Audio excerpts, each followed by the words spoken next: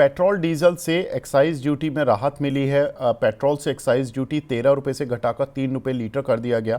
Diesel से excise duty 10 रुपये से घटाकर 0 कर दी गई है। इसको इस तरह से लेकर चले कि जो आम आदमी पर बोझ पड़ने वाला था, जो लोग डर रहे थे कि पेट्रोल डीजल की कीमतें सरकार बढ़ा देगी, अब फिलहाल वो खतरा टल गया है। और जो ऑयल मार्केटिंग कंपनीज पर जो एक लॉस आ रहा था अंडर रिकवरी वाला, वो कुछ हद तक ईज आउट होता हुआ दिखाई देगा। एब्सोल्युटली विवेक। तो ये एक्चुअली ये खबर जो है ये पॉजिटिव है ऑयल मार्केटिंग कंपनीज के लिए। हालांकि उनके शेयर आज भी डाउन है because between Wednesday close and today crude oil prices बढ़े हुए हैं। तो लोगों को ये लग रहा है कि शायद जो है ये अभी कुछ और समय लगेगा जब तक ये प्रॉब्लम रहेगी।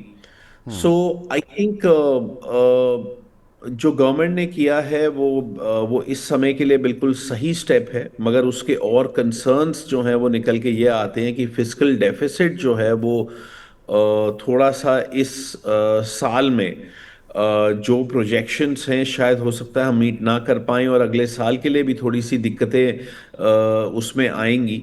और यही वजह है कि बॉन्ड यील्ड्स, इंडिया की गवर्नमेंट बॉन्ड यील्ड्स जो हैं बढ़ रही हैं और लोग आरबीआई की पॉलिसी को लेकर भी थोड़े से हॉकिश होते जा रहे हैं अगले 3 से लेकर 6 महीनों में।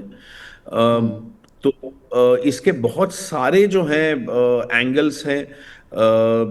सिर्फ ऑयल मार्केटिंग कंपनीज या कंज्यूमर के लिए ऑयल नहीं है, और भी बहुत सारे जो हैं वो फैक्टर्स चल रहे हैं।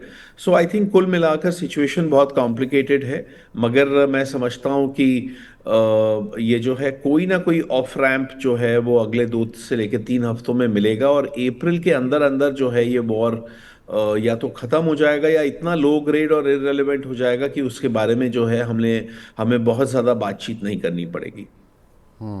तो अप्रैल में ये वॉर या तो इसका ग्रेड लो हो जाएगा, एक बार में भी कि वो इंटेंस दिखाने की कोशिश करे, लेकिन उसके बाद फिर इंटेंट ये है कि बेसिकली ये अब लो ग्रेड होने की तरफ जाएगा, क्योंकि दुनिया की पॉलिटिक्स अब इसमें इन्वॉल्व होने वाली है।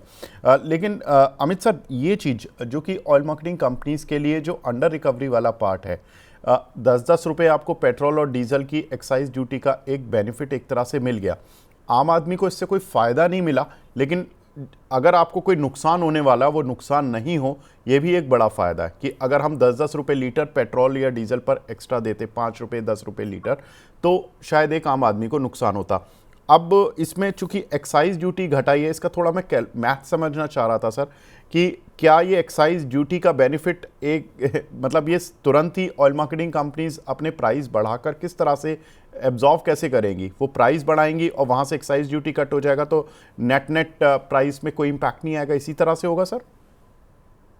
देखिए, ऑयल मार्केटिंग कंपनीज के लिए अभी भी सिचुएशन कोई बहुत अच्छी नहीं है।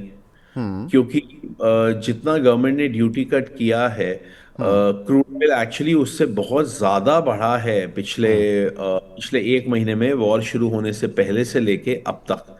तो इसलिए जो है उनकी अंडर रिकवरीज बरकरार रहेंगी। मगर हाँ, उनकी अंडर रिकवरीज जो हैं वो कुछ कम हो गई हैं।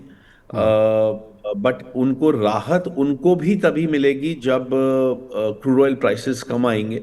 तब तक जो है वो भी दिक्कत में है और गवर्नमेंट भी दिक्कत में है, because they are foregoing revenues. जहां तक एक आम कंज्यूमर का सवाल है, तो ठीक है, उसको पेट्रोल और डीजल में जो है वो उसको कोई हिट नहीं लगी, विच इज़ वेरी गुड। और मैं समझता हूं कि ये एक अच्छा कदम है। मगर आम कंज्यूमर को और मल्टीपल जगहों पे जो है वो दिक्कतें फेस हो रही हैं। क्रूड ऑयल प्राइसेस बढ़ने की वजह से बहुत सारे जो बाई प्रोडक्ट्स और एंड प्रोडक्ट्स हैं उनकी कीमतें बढ़ रही हैं। गैस प्राइसेस जो हैं वो बढ़ गए हैं। गैस जो है वो मिलना कई लोगों के लिए बहुत बड़ा चैलेंज हो गया है। तो आई थिंक कुल मिलाकर सभी जो है कहीं ना कहीं थोड़ी दिक्कत में है इस वॉर के वजह से। और हम केवल यही आशा कर सकते हैं कि ये वॉर अप्रैल में अगर खत्म अगर हो जाता है, तो एटलीस्ट जो हमारी खरीफ क्रॉप की जो प्लांटिंग होनी है जून में, और वहां पर जो फर्टिलाइजर्स चाहिए होंगे उसका जो है एम्पल हमारे पास सप्लाई रहेगा। क्योंकि अगर वो नहीं हुआ तो फिर एक ये साल वैसे भी एल नीनो का साल है 2026। तो अगर साथ में अगर फर्टिलाइजर प्राइसेस भी एलिवेटेड रहे या सप्लाई उसकी जो है कुछ शॉर्ट रही, तो मैं समझता हूँ कि खरीफ क्रॉप के ऊपर बहुत बड़ा फर्क पड़ेगा, और उससे जो है वो फर्दर एग्रीकल्चरल प्रोडक्ट्स के प्राइसेस में भी जो है वो बढ़ोतरी हो सकती है। तो आई थिंक बहुत सारे एंगल्स जो है वो साइमल्टेनियसली चल रहे हैं Vivek. But I am an optimist. मुझे लगता है कि ये जो है शायद स्ट्रेट ऑफ हॉर्मुज जो है वो अगले 2 से लेकर 3 हफ्तों में इतना ओपन अप हो जाएगा कि वर्ल्ड में जो ऑयल, क्रूड ऑयल, गैस और फर्टिलाइजर्स का जो इशू चल रहा है, जो शॉर्टेजेस चल रही हैं, वो शायद जो हैं वो हमारी अप्रैल एंड तक काफ़ी सिचुएशन बेहतर हो जाएगी। ठीक है सर। शरद सर, फटाफट से एक बार ऑयल मार्केटिंग कंपनीज पर आपका व्यू लेना चाहता हूँ, क्योंकि रोज लेना पड़ता है सर। रोज इनमें वॉलेटिलिटी इतनी ज़्यादा हो जाती है किसी ना किसी खबर की वजह से। सर, क्या डेटा बन रहा है आईओसी, एचपीसीएल, बीपीसीएल पर? बिल्कुल। तो विवेक जी देखिए, अगर आप सबसे पहले तो हिंद पेट्रो को देखिए, तो यहाँ पर मुझे लगता है कि काउंटर में एक 350 के पास एक सप्लाई साइड कंस्ट्रेंट्स है, लेकिन बेस बना हुआ है। बेस अभी भी 335 के पास एक स्ट्रॉन्ग बेस है। ये जोन क्या है? 335 वो जोन है जो 25 तारीख को, जहां पर एक शॉर्ट कवरिंग लॉन्ग बिल्डअप इसके बाद आया था, तो रेंज बाउंड हो जाता है। 337 to precise, 337 on the down side, 345 on the up side. कोई भी जोन टूटेगा तो एक बड़ा मूव आएगा नीचे या ऊपर की तरफ। तो बिल्कुल मुझे लगता है अभी लॉन्ग ही रहने की जरूरत है 335 के स्टॉप लॉस से। तो उतना बेरिश व्यू अभी मेरा नहीं है। 337 के नीचे निकल जाएगा तो इमीडिएट शॉर्ट करिए, तब आपको एक बड़ा टारगेट नीचे की तरफ 317 की तरफ देखने को मिल जाएगा। तो ये नहीं है कि आप वन साइडेड ट्रेड लेके चलिए, लेकिन 335 के पास रुकिए। दूसरा, अगर आप बीपीसीएल को देखिए तो यहाँ पर एक चॉपीनेस है। यहाँ पर एक सप्लाई साइड कंस्ट्रेंट है 278 के पास ऊपर की तरफ। नीचे सपोर्ट ब्रीच हुआ है, करीब 282 का जो सपोर्ट है वो अब धीरे धीरे करके ब्रीच हो रहा है। ये ब्रीच होता है तो नीचे की तरफ गिरावट आपको 270 की तरफ मिनिमम देखने को मिल जाएगी।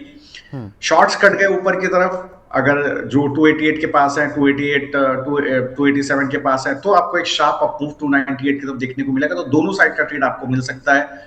लगा करके रखिए। मैं शॉर्ट नहीं हूं पूरी तरह से इसमें ऑयल एंड गैस में। जो पहले में शॉर्ट था, मैंने वो शॉर्ट व्यू हटा लिया है। अगर आप आईओसी को देखिए तो यहाँ पर एक सप्लाई साइड कंस्ट्रेंट बना हुआ है। तीनों काउंटर में सबसे कमजोर देखा गया तो आईओसी है। यहाँ पर एक सप्लाई साइड कंस्ट्रेंट 141, 143 के जोन में बना हुआ है। लोज ब्रीच हो रहे हैं, तो यहाँ पर थोड़ा सा भी वीकनेस आती है तो इमीडिएटली आपको गिरावट आईओसी में देखने को मिल जाएगी। जो गिरावट आएगी आईओसी में आपको, अगर आप सपोर्ट ब्रीच होता है तो इमीडिएटली आपको नीचे की तरफ दोबारा करीब 131 तक की गिरावट देखने को मिलेगी, एकदम क्लियर है।